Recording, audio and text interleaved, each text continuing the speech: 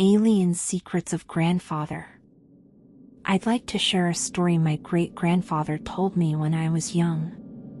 It's a tale that has haunted me for years, one that I've turned over in my mind countless times, trying to make sense of it. Even now, as I recount it to you, I can almost hear his gravelly voice, see the distant look in his eyes as he spoke of things that seemed impossible. My great-grandfather was an extraordinary man, not just because of his incredible longevity, he lived well past his 100th year, but because of the vitality he maintained even in his advanced age. His eyes, a piercing blue, never lost their sharpness, and his mind remained as keen as a newly honed blade.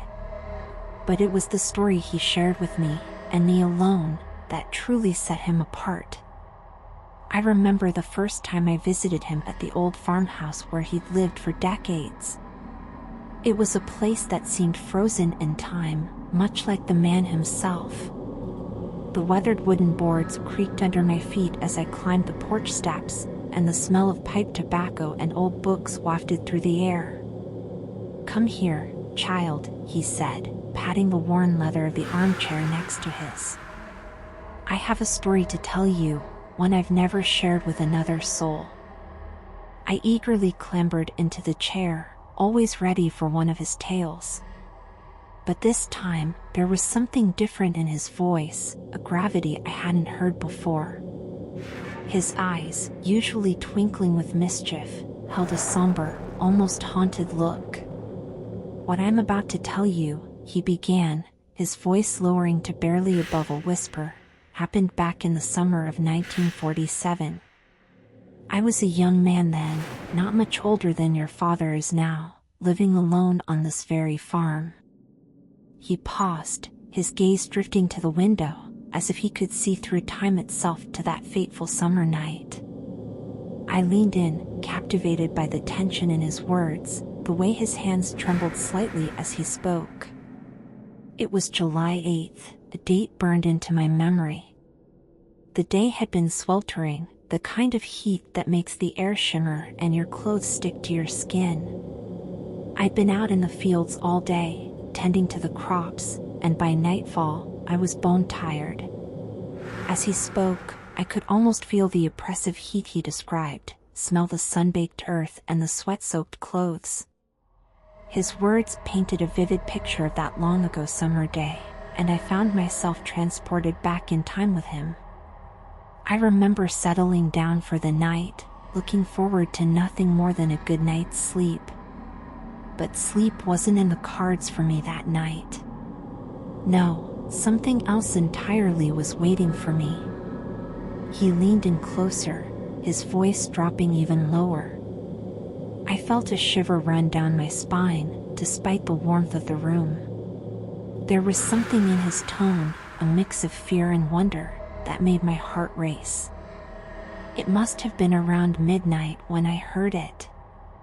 A sound like nothing I'd ever heard before, a low, pulsing hum that seemed to vibrate through the very walls of the house. At first, I thought it might be some new piece of farming equipment from one of the neighboring farms. But deep down, I knew that wasn't it. This sound, it wasn't of this earth. I remember feeling a mix of excitement and fear as he spoke. The idea of something not of this earth both thrilled and terrified me.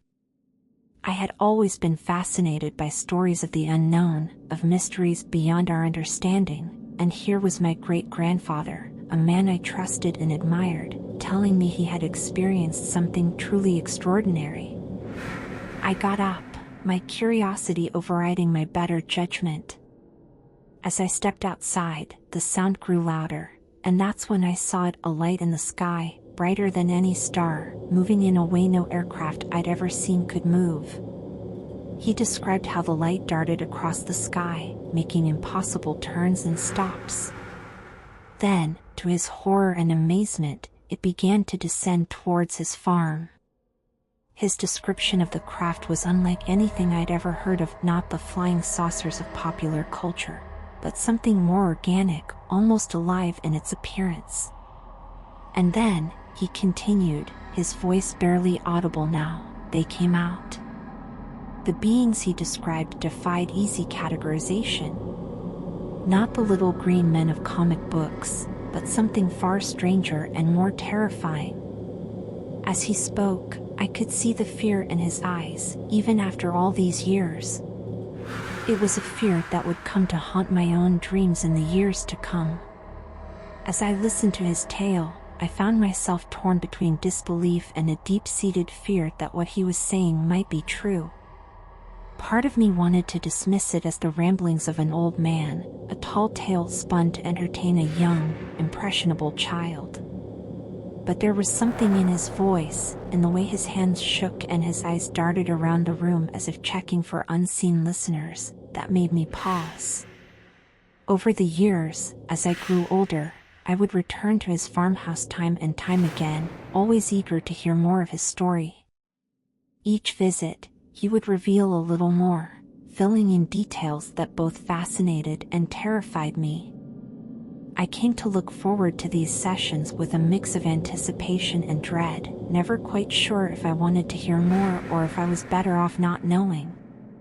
My great-grandfather's tale became a central part of my childhood, a secret I carried with me, unable to share with anyone else. It colored the way I saw the world, made me question things I had once taken for granted. Every unexplained light in the sky, every strange sound in the night, took on new significance.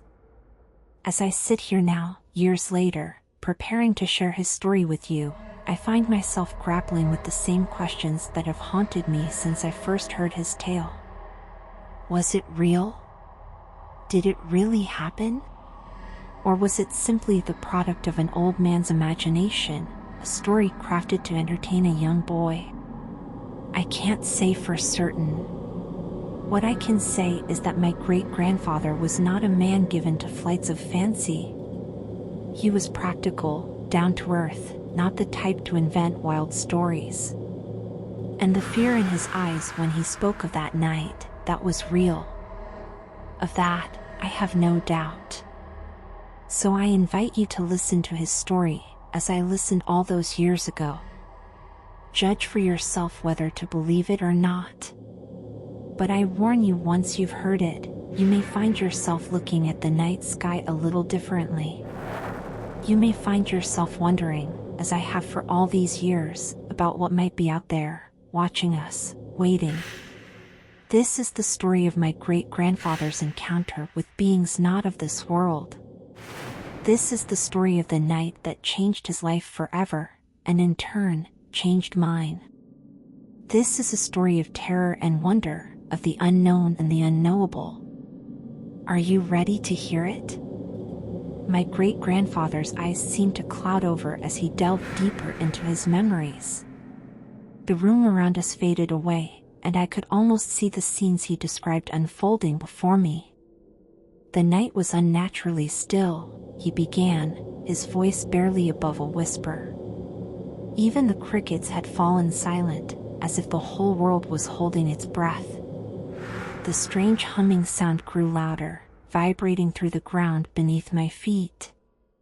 And then, I saw it. He described a craft unlike anything in human engineering. It wasn't the stereotypical flying saucer, but something far more organic in appearance. The vessel seemed to pulse and shift, its surface rippling like the skin of some enormous creature. It glowed with an otherworldly light that hurt his eyes to look at directly. It was alive, he said, struggling to find the right words. Or at least, it seemed that way. The surface moved and breathed like a living thing. And when it landed, no, not landed, more like it settled, onto my field, the crops beneath it didn't bend or break. They simply ceased to be, as if that patch of land had never existed. As the craft settled, an opening appeared, not a door in any conventional sense, but a sort of membrane that parted like lips. And from this opening, they emerged. The beings, my great-grandfather continued, his voice shaking slightly, they were nothing like I could have imagined. They moved with a fluid grace that was both beautiful and terrifying. Their bodies seemed to defy the laws of physics, bending and flowing in ways that shouldn't have been possible. He described entities that stood upright, vaguely humanoid in their basic shape, but that's where the similarities to humans ended. Their bodies were long and slender, with limbs that seemed to have too many joints. The skin, if it could be called that, was a shifting, iridescent surface that seemed to reflect and absorb light simultaneously. Their heads were large and elongated, with no discernible features except for their eyes, he said. Oh God, those eyes. They were huge, wrapping around the sides of their heads, with no pupils or irises. Just vast, liquid pools that seemed to swirl with galaxies. Looking into them was like staring into the depths of the universe itself. There were 3 of them, he explained. 2 seemed to be deferential to the third, which was slightly taller and moved with an air of authority. They glided across the ground, their movements so smooth it was as if they were floating. I wanted to run, my great-grandfather admitted. Every instinct in my body was screaming at me to flee. But I couldn't move. It wasn't that I was paralyzed, exactly. It was more like I had forgotten how to move. My body simply wouldn't respond to my commands. The beings approached him slowly, their movements deliberate and purposeful. As they drew closer, my great-grandfather described feeling a strange pressure in his mind, as if something was probing his thoughts. It wasn't painful, but it was deeply unsettling. I could feel them in my head, sifting through my memories, my emotions, my very sense of self. And at the same time, I was getting flashes, glimpses of things I couldn't understand. Vast structures floating in space. Worlds with impossible geometries. Knowledge that seemed to burn in my mind like fire. The leader of the beings reached out towards him with a hand that was both familiar and alien. It had too many fingers, or perhaps they were tentacles, that moved independently of each other. When it touched him, my great-grandfather described a sensation unlike anything he had ever experienced. It was cold, so cold it burned. But more than that, it felt like my entire existence was being pulled apart and put back together. I could feel every atom in my body vibrating, resonating with some cosmic frequency I'd never been aware of before. And then, everything went dark. When he regained consciousness, he found himself in an environment so alien that at first, he thought he must have gone mad. The interior of the craft defied all earthly logic and architecture. The walls, if you could call them that, were alive, he explained. They pulsed with patterns of light that seemed to carry meaning, a language of luminescence that I could almost understand. The floor beneath me was neither solid nor liquid, but something in between. It supported my weight, but I could feel it responding to my presence, almost like it was curious about me. He was restrained, but not by any physical bonds. It was as if gravity itself had increased around his limbs, pinning him in place. He could move his head, but that was about all. The air was thick, almost gelatinous. Breathing it felt strange, like I was drawing in knowledge with every breath. It tasted of metal and ozone, and something else I couldn't identify. Something ancient and powerful. The beings moved around him, their movements precise and purposeful. They manipulated strange devices that seemed to be a fusion of organic and technological components. These instruments hovered in the air, moving of their own accord or perhaps directed by the silent commands of the beings. They began to examine me, my great-grandfather said, his voice trembling slightly at the memory. But it wasn't like any medical examination I'd ever experienced. They didn't touch me with their hands, but with beams of light that seemed to pass right through my body. I could feel these beams inside me, moving through my organs, my bones, even my brain. It wasn't painful, exactly, but it was deeply uncomfortable and terrifying. Throughout the examination, the beings never spoke, at least not in any way that my great-grandfather could perceive. But he had the distinct impression that they were communicating, not just with each other, but attempting to communicate with him as well. I felt impressions, he explained, struggling to find the right words. Not words or images, exactly, but concepts. Ideas. They were trying to understand me, I think, not just physically but mentally. And in the process, I caught glimpses of their thoughts too. It was overwhelming, like trying to understand an entire library by flipping through all the books at once. The examination seemed to last for hours, or perhaps days. Time lost all meaning in that strange, alien environment. My great-grandfather drifted in and out of consciousness, each time waking to find the beings engaged in some new, incomprehensible procedure. At one point, he said, his voice dropping even lower, I saw them extract something from my body. It was small, glowing faintly, and they seemed very interested in it. I don't know what it was, but seeing it filled me with a sense of loss, as if they had taken something fundamental from me. As the examination progressed, my great-grandfather's fear began to give way to a sort of detached curiosity. Despite the strangeness and terror of his situation, he found himself trying to understand, to make sense of what was happening to him. I started to notice patterns in their behavior, in the way they moved and interacted with their equipment. It was all so alien, so utterly foreign, but there was a logic to it. A purpose. They weren't being cruel or malicious. They were studying me. Just as a scientist might study a newly discovered species.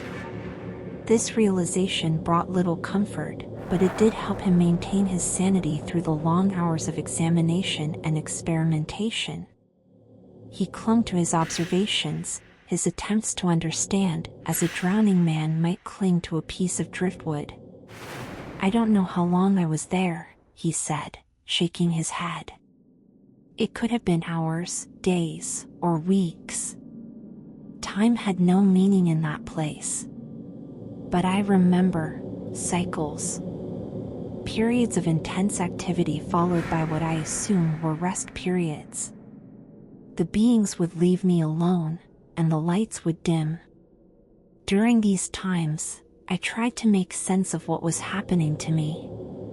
He described how, during these quiet periods, he would attempt to communicate with the craft itself. The living walls seemed to respond to his thoughts, pulsing with patterns of light that almost formed images. I saw things, he said, his eyes distant. Worlds beyond imagination. Civilizations that rose and fell in the blink of an eye. The birth and death of stars.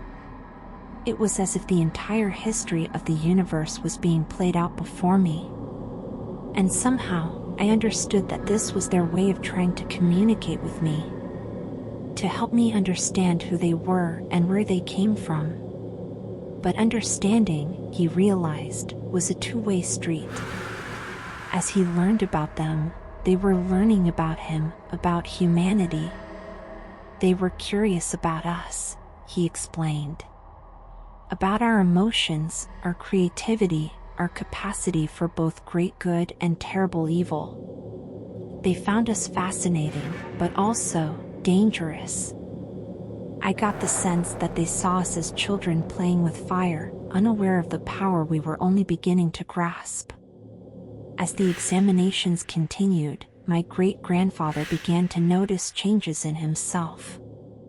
His senses seemed to sharpen, and he found he could perceive things he never had before. I could see energies, he said. Auras around the beings, around their equipment, even around myself. And I began to understand their language, not the words, but the concepts behind them. It was like my brain was being rewired to perceive reality in a completely different way. But with this new perception came a price. He described experiencing intense headaches, moments of disorientation where he wasn't sure if he was awake or dreaming. And the visions, he added, his voice barely above a whisper. I started having visions of things I couldn't possibly know. Future events, past events. Things happening on the other side of the world. It was overwhelming, terrifying. I thought I was losing my mind. The beings seemed to notice these changes in him. Their examinations became more focused, more intense. They seemed particularly interested in his brain, subjecting it to scans and procedures that left him drained and disoriented. I think, he said slowly, I think they realized they had triggered something in me. Something they hadn't anticipated. And they were trying to understand what they had done. As the procedures intensified, my great-grandfather's sense of self began to fragment. He described feeling as if he was being pulled apart, his consciousness expanding beyond the confines of his body. There were moments, he said, where I wasn't sure where I ended and they began. It was as if we were all part of some vast, cosmic consciousness. I could feel their curiosity, their excitement, but also their concern. They hadn't expected this to happen, and they weren't sure what to do about it. And then, suddenly, it was over. My great-grandfather described a sensation of falling, of spinning through darkness, and then I woke up in my own bed, he said, his voice filled with disbelief even after all these years. For a moment, I thought it had all been a dream. But then I saw the marks on my skin, felt the lingering sensations of their examinations. And I knew it had all been real. But the experience wasn't over. In the days and weeks that followed, my great-grandfather found himself changed in ways he couldn't fully understand or explain. I could sense things, he said. Know things I shouldn't have been able to know. And sometimes, when I closed my eyes, I could still see them. Still feel their presence in my mind. It was as if a door had been opened, and I couldn't fully close it. As he finished his account, my great-grandfather fell silent, his eyes distant, lost in the memory of that incredible, terrifying experience. I sat there, stunned, trying to process everything I had heard. But why? I finally managed to ask. Why did they take you? What did they want? He turned to me, his eyes focusing on mine with an intensity that made me shiver. That, my boy, he said softly, is the question that has haunted me for all these years. And I'm afraid I still don't have a complete answer. But I believe they were preparing us. Preparing humanity for something big. He leaned back in his chair, suddenly looking every one of his many years. And I fear, he added, his voice barely audible, that whatever it is, it's coming soon. Very soon. As I sat there, trying to absorb the enormity of what I just heard, I couldn't shake the feeling that my great-grandfather's story was more than just a tale of the past. It felt like a warning. A glimpse of a future that was rushing towards us, whether we were ready for it or not. And I wondered, with a mixture of fear and excitement, what role I might play in the events to come. As my great-grandfather delved deeper into his extraordinary tale, his voice took on a haunted quality, as if reliving the trauma of his experiences. The room seemed to darken around us, the shadows lengthening as he spoke. The initial examinations were just the beginning, he said, his eyes distant and unfocused. What came next it was beyond anything I could have imagined. Beyond anything I thought I could endure. He described how the aliens' experiments became increasingly invasive and complex.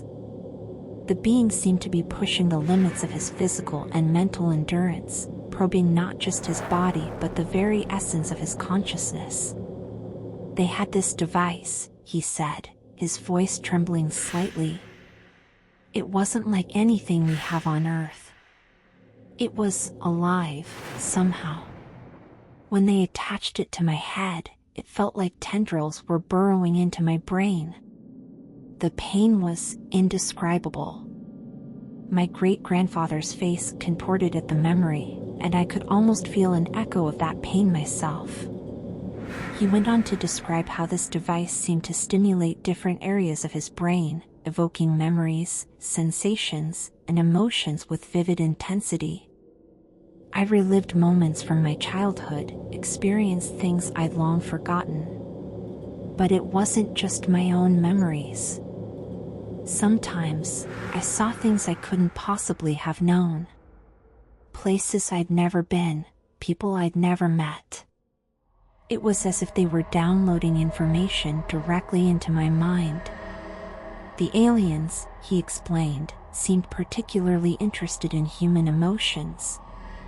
They subjected him to a range of intense emotional experiences, from euphoric joy to crushing despair, often in rapid succession. It was like being on an emotional roller coaster that I couldn't get off, he said. One moment I'd be filled with a sense of love and connection so profound it brought tears to my eyes.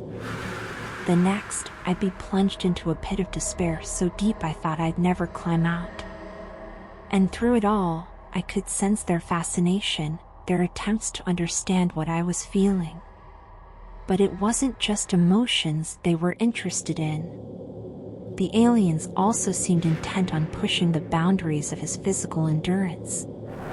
He described experiments that tested his body's ability to withstand extreme temperatures, pressures, and even alterations to his basic biology.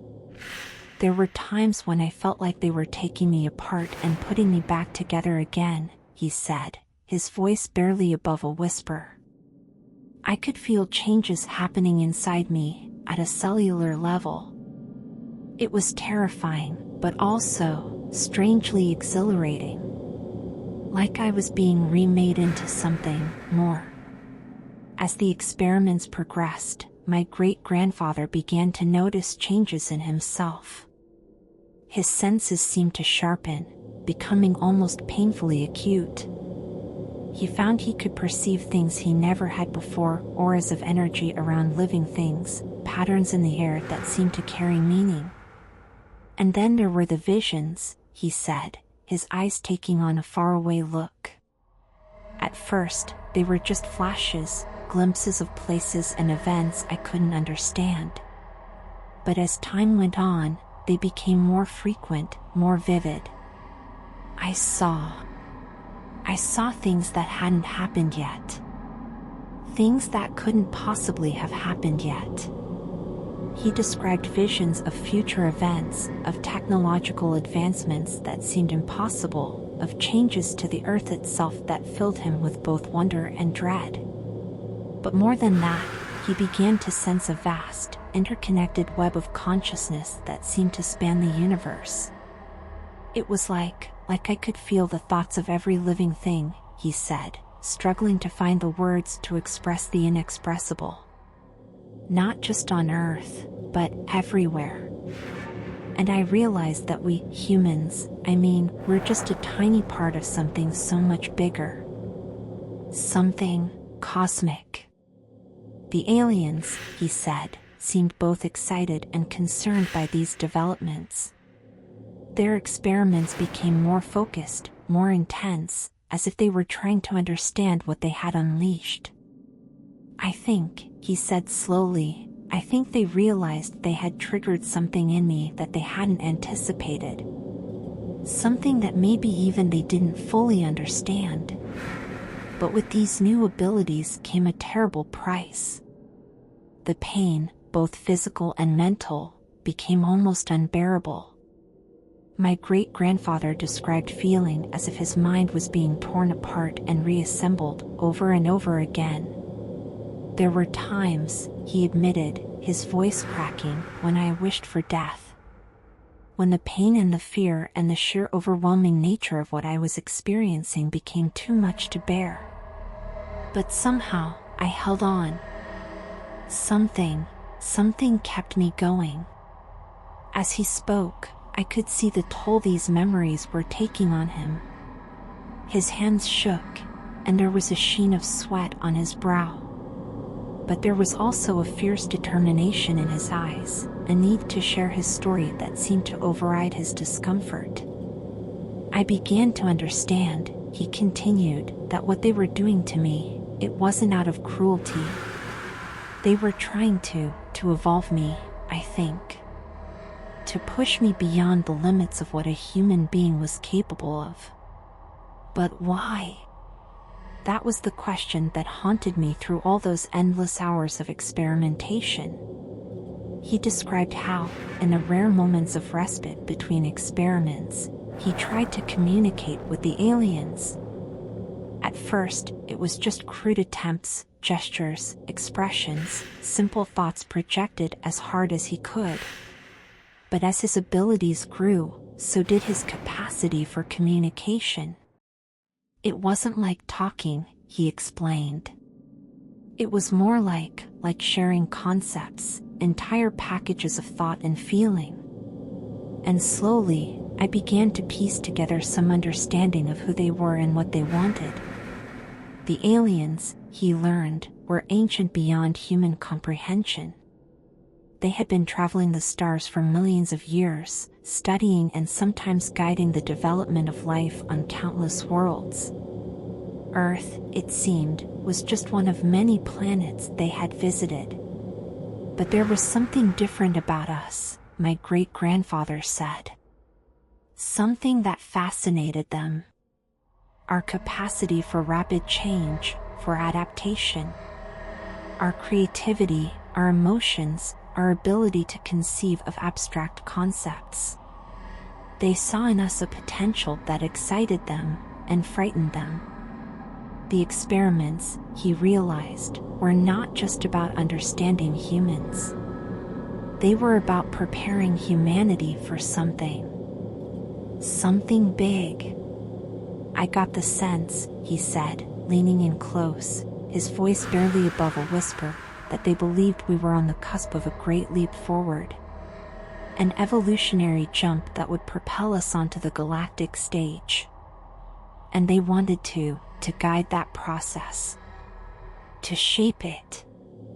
But as his understanding grew, so did his fear.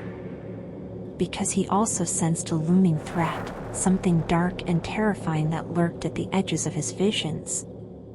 There was something coming, he said, his voice trembling. Something that threatened not just humanity, but all life in the galaxy. And somehow, we humans, we were key to facing that threat. That's why they were pushing me so hard, why they were willing to risk breaking me to unlock whatever potential they saw in me.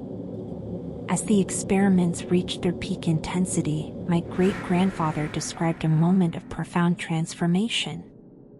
It was as if everything, all the pain, all the fear, all the expanded awareness, crystallized into a single, blinding moment of clarity. For a split second, he said, his eyes wide with the memory, I understood everything. The nature of reality, the interconnectedness of all things, the true scope of the universe. It was beautiful and terrifying and so much more than my human mind could handle. And then, as quickly as it had come, the moment passed. But it left him changed in ways he was only beginning to understand. After that, he said, the aliens' behavior changed. They became more reverent, almost, as if they had witnessed something miraculous.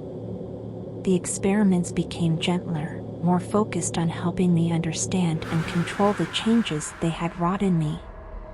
But even as he began to come to terms with his new abilities, my great-grandfather was filled with a desperate need to escape, to return to the world he knew. "I couldn't stay there," he said. "No matter what they had done to me, no matter what I had become, Earth was my home. Humanity was my people. And I knew, somehow, that I had a role to play in what was to come." His opportunity came during what he assumed was a routine transfer between different areas of the ship. Using his newfound abilities, he managed to break free from his restraints and make a dash for what he hoped was an exit. It was chaos, he recalled. Alarms blaring, lights flashing. I could feel their confusion, their panic. They hadn't expected me to be capable of this. And in their surprise, they hesitated just long enough for me to. He trailed off, his brow furrowed in concentration. "To be honest," he admitted, "I'm not entirely sure how I got out. One moment I was running through those strange, organic corridors, and the next, I was falling through darkness and light and things I can't even begin to describe." When he regained consciousness, he found himself lying in his own field, the morning sun warm on his face. The alien craft was gone, leaving no trace of its presence except for the changes it had wrought in him. "For a long time," he said, "I thought it might have all been a dream. Some kind of hallucination or mental breakdown. But the changes in me, they were real. The knowledge, the abilities, the sense of something vast and incomprehensible just beyond my reach. It was all real." As he finished speaking, my great-grandfather seemed to deflate, as if the weight of his memories had physically exhausted him. He leaned back in his chair, his eyes closed, his breathing shallow. I sat in stunned silence, trying to process everything I had heard. It seemed impossible, beyond belief. And yet, looking at my great-grandfather, at the pain and wonder etched into every line of his face, I couldn't help but believe him. But what happened next? I finally managed to ask. "After you came back?" He opened his eyes, fixing me with a gaze that seemed to look right through me. "That," he said softly, "is where things really get interesting." And as he prepared to continue his tale, I felt a shiver run down my spine. Whatever came next, I realized, would change not just my understanding of my great-grandfather, but of the very nature of reality itself. My great-grandfather's eyes seemed to focus on something distant as he began the next part of his story. The lines on his face deepened, as if the weight of his memories was physically pressing down on him. "Coming back," he began slowly, "was harder than you might imagine. Not just physically, but mentally, emotionally. I was no longer the same man who had been taken, and the world I returned to seemed smaller somehow, more fragile." He described the disorientation he felt in those first few days after his return. The familiar sights and sounds of his farm seemed alien to him now, as if he were seeing them through new eyes. Colors were more vivid, he explained. Sounds were sharper. I could hear the heartbeats of animals from yards away, sense the flow of sap in the trees. It was overwhelming at first. I spent days just trying to adjust, to find some way to filter out all the extra sensory input. But the physical changes were just the beginning. As the days passed, he began to realize that his mind had been altered in ways he was only beginning to understand. I started having flashes, he said, his voice dropping to a near whisper. glimpses of things that hadn't happened yet. At first, they were small things. I'd know when the phone was about to ring, or what someone was about to say before they said it. But then, he trailed off, his eyes focusing on me with an intensity that made me shiver. "Then came the day I saw you," he said softly. I felt a chill run down my spine. "Me?" I asked, my voice barely audible. He nodded slowly. "You were just a child then, maybe 5 or 6 years old. I saw you playing in the backyard, laughing and running around. And then I saw you fall. I saw the blood, heard your cries of pain. It was so vivid, so real, that I thought it was happening right then and there." My great-grandfather's voice cracked with emotion as he continued. "I ran out of the house, calling your name. Your parents thought I'd lost my mind. You weren't even born yet, you see. But I knew. I knew it was you, and I knew it was going to happen. I sat there, stunned. I had a vague memory of an accident from my childhood, a fall that had left me with a scar on my knee. But I had never connected it to my great-grandfather's strange behavior. When it finally happened, years later," he continued, "I was there. I tried to stop it, tried to change what I'd seen. But no matter what I did, events unfolded exactly as I'd foreseen. I couldn't change it. I could only be there to comfort you afterward." The pain in his eyes was palpable. That's when I realized the true burden of this gift, if you can call it that. To see the future, but to be powerless to change it. It's a special kind of hell. As he spoke, I began to recall other incidents from my childhood. Times when my great-grandfather had seemed to know things he shouldn't have, when he had been inexplicably present at pivotal moments in my life. "It wasn't just you," he said, seeming to read my thoughts. "I saw glimpses of the future for many people. Sometimes joyous events, sometimes tragic ones. But always, I was unable to change what I saw. It was as if the future was set in stone, and I was merely a witness to its unfolding." He went on to describe how these visions began to affect his daily life. He withdrew from social interactions, finding it difficult to engage with people when he could sometimes see the trials and tragedies that awaited them. "I could see the web of connections between people, the ripple effects of their actions stretching out into the future. It was beautiful and terrifying all at once. But it made it hard to live in the moment, to engage with the world as it was rather than as it would be." His relationships suffered. Friends and family members began to distance themselves, unnerved by his seemingly prescient knowledge and his increasingly erratic behavior. "Your grandmother," he said, a note of sadness in his voice. "She tried to understand. But how could she? How could anyone?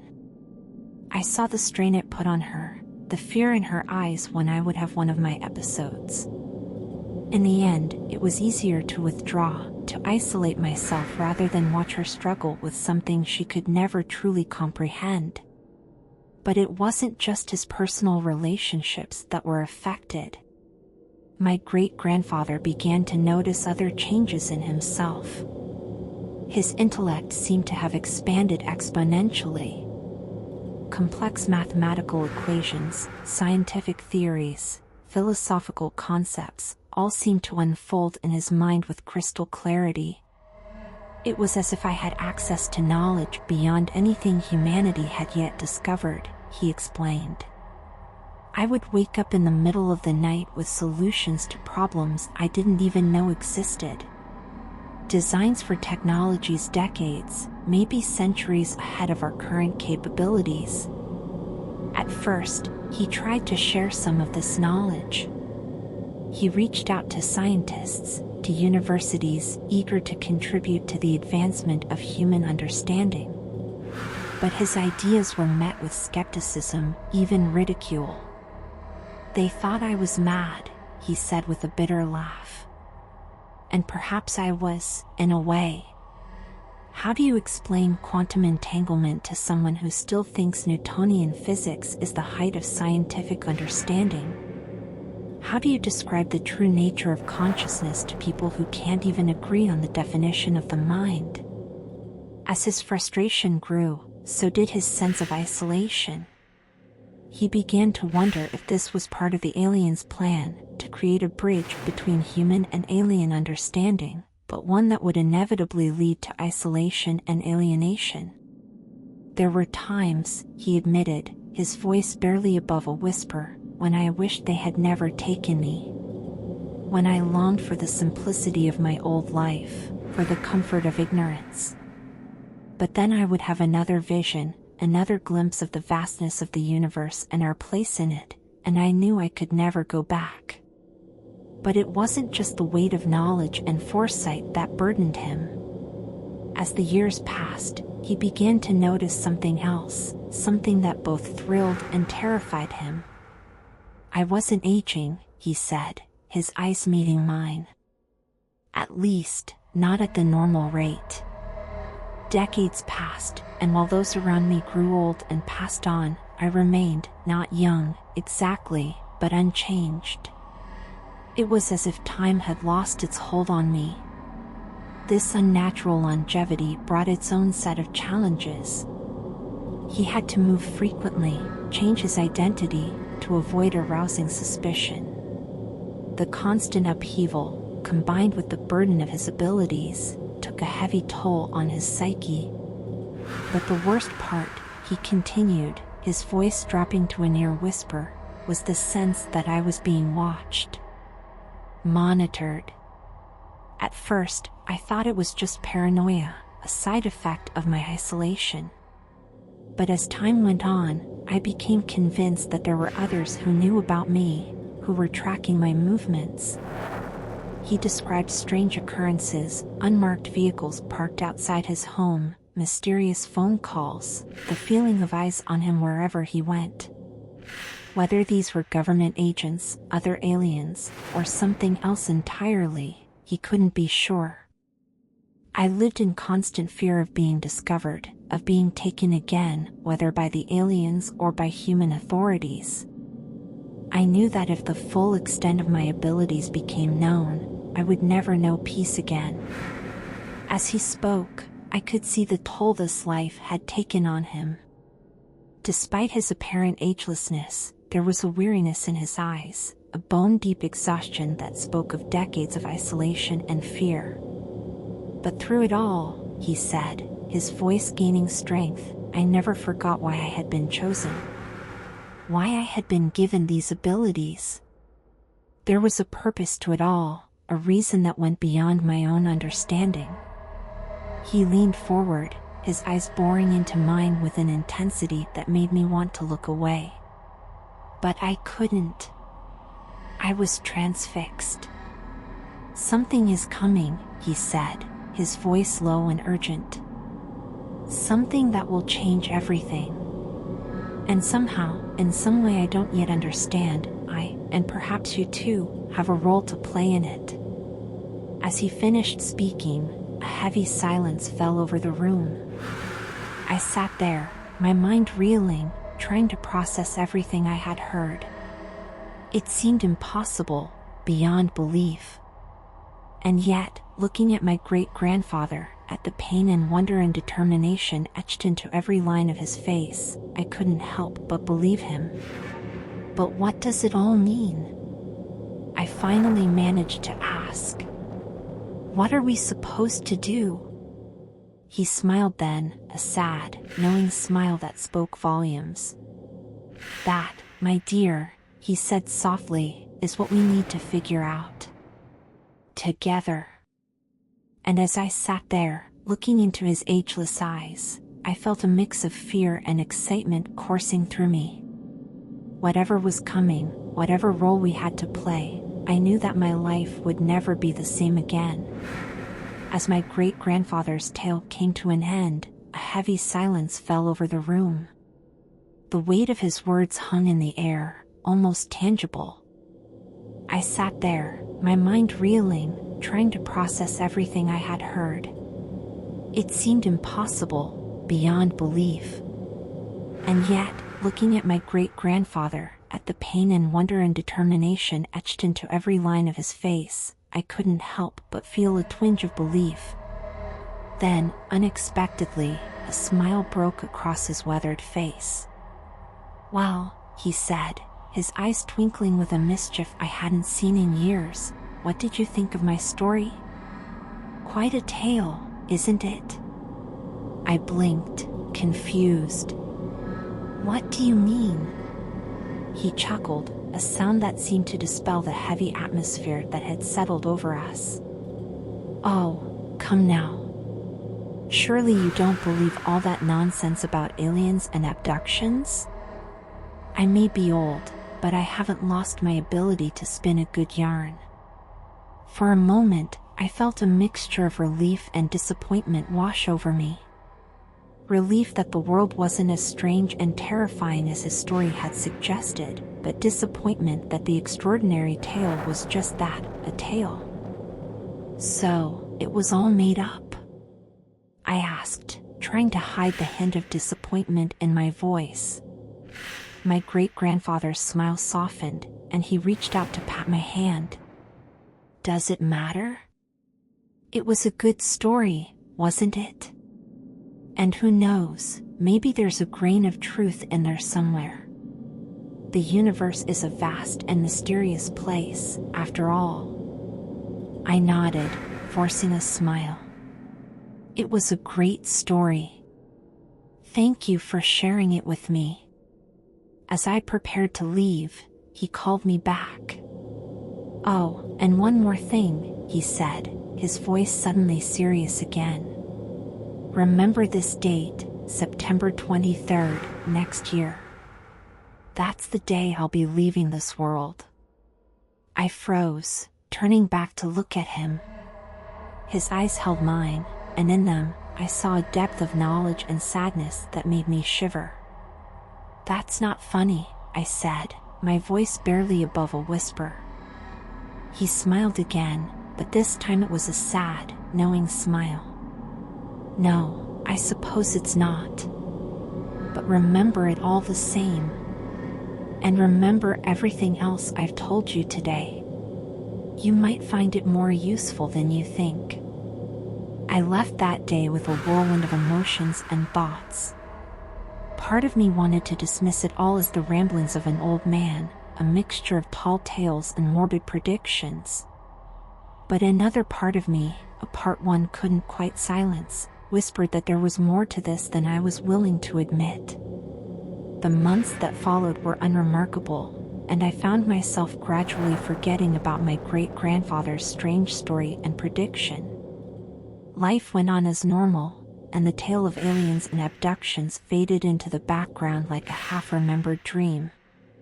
But then September 23rd arrived. I received the call early in the morning.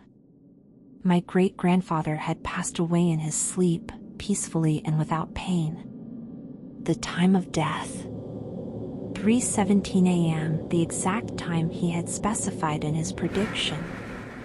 As I stood at his funeral, watching the casket being lowered into the ground, I felt a chill that had nothing to do with the autumn air. How had he known? Was it just a lucky guess, a self-fulfilling prophecy? Or was there something more to his story than I had been willing to believe? In the weeks and months that followed, I found myself paying more attention to the world around me, looking for signs, for anything out of the ordinary. And slowly, almost imperceptibly at first, I began to notice things. It started with small technological advancements, things my great-grandfather had mentioned in passing during his tale. Smartphones that could fold like paper, artificial intelligence that could engage in complex conversations, virtual reality so immersive it was almost indistinguishable from real life. Each new development sent a shiver down my spine as I remembered my great-grandfather's words. But it was the memory of another prediction, one he had made years ago when I was just a child, that truly shook me to my core. I had almost forgotten about it, buried under years of skepticism and rational thinking. But now, as I watched the world changing around me in ways my great-grandfather had foretold, it came back to me with startling clarity. I must have been no more than 10 years old when he first mentioned it. We were sitting in his garden, the summer sun warm on our faces, when he suddenly turned to me with a serious expression. "Listen carefully," he had said, his voice low and urgent. "Someday, you're going to have children of your own. Twins. 2 little girls." I remember laughing at the time. The idea of having children, let alone twins, seemed impossibly distant to my young mind. But my great-grandfather didn't laugh. Instead, his expression grew even more serious. "When they come," he continued, "you must protect them. Especially the second one. Her fate is tied to something greater than you can imagine. Watch over her, guard her with your life if you must." I had nodded, not really understanding but sensing the importance in his words. Then he had said something that had stuck with me, even though I didn't understand its significance at the time. "And remember, their 7th birthday. That's when it all begins." Now, years later, as I stood in the nursery of my newborn twin daughters, those words came back to me with chilling clarity. I looked down at their sleeping faces, identical in every way, and felt a mixture of love and fear unlike anything I had ever experienced before. How had he known? How could he possibly have predicted this, years before it happened? And if he was right about this, what else might he have been right about? As the girls grew, I found myself watching them closely, looking for any sign of the extraordinary fate my great-grandfather had hinted at. They were beautiful, perfect in every way, and for the most part, they seemed like normal, happy children. But there were moments, fleeting instances, when I caught glimpses of something different. It was always the younger twin, the one my great-grandfather had specifically mentioned. Sometimes I would catch her staring at things no one else could see, or speaking about events that hadn't happened yet. Once, when she was barely 3, she woke up crying in the middle of the night. When I asked her what was wrong, she looked at me with eyes far too old for her young face and said, "The stars are screaming, Daddy. Can't you hear them?" I tried to dismiss these incidents as coincidences, as the overactive imagination of a child. But each time something like this happened, I felt the weight of my great-grandfather's words pressing down on me. As their 7th birthday approached, I found myself growing increasingly anxious. What had my great-grandfather meant when he said it would all begin then?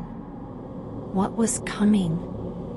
And how could I protect my daughters from something I didn't understand? I never told anyone about my great-grandfather's predictions or my fears. How could I? Who would believe me? Sometimes I wasn't even sure I believed it myself.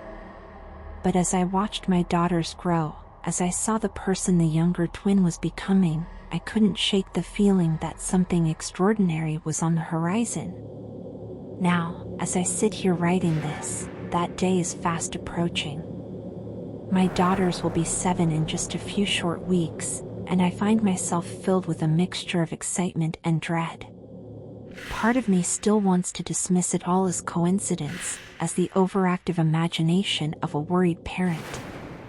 But another part, a part that grows stronger with each passing day, knows that there's more to this than I can explain. What will happen on their 7th birthday? What did my great-grandfather mean when he said it would all begin then? I don't know, and that uncertainty terrifies me. But I do know this: whatever comes, I'll be ready. I'll protect my daughters, both of them, but especially the younger one, with everything I have. Because if there's one thing I've learned from all of this, it's that the world is stranger and more wonderful than we can imagine. And sometimes, the most unbelievable stories turn out to be the truest of all. As I finish writing this, I can hear my younger daughter calling for me from the next room. There's a tone in her voice that sends a shiver down my spine, a mixture of excitement and fear that seems far too mature for a child her age. I take a deep breath, steeling myself for whatever might come next. The 7th birthday is still weeks away, but somehow, I feel like it's already begun. Whatever happens, whatever truths are revealed, I know that our lives will never be the same again. And as I stand up to go to my daughter, I find myself whispering a silent thank you to my great-grandfather. For the story, for the warning, and for preparing me, as best he could, for the extraordinary journey that lies ahead. The future is uncertain, filled with both promise and peril. But one thing is clear: the legacy of my great-grandfather, whether truth or fiction, has shaped my life in ways I'm only beginning to understand. And as I step into the unknown, I carry his words with me, a beacon of hope and a shield against the darkness that may come. Whatever happens next, I know this: the story isn't over. In many ways, it's only just beginning. And as I look into my daughter's eyes, I see the universe reflected back at me, vast and mysterious and full of possibilities. I only hope I'm strong enough to face whatever lies ahead. My great-grandfather's final words to me echo in my mind: remember, their 7th birthday. That's when it all begins. The clock is ticking, the day is approaching, and I can feel the weight of destiny pressing down upon us.